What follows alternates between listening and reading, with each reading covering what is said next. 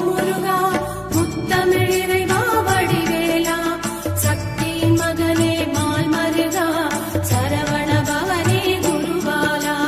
திருப்பரங்குன்றம் பழனிமலை திருச்செந்தூர் மருதமலை திருத்தடி பழமுகை சோலையிலே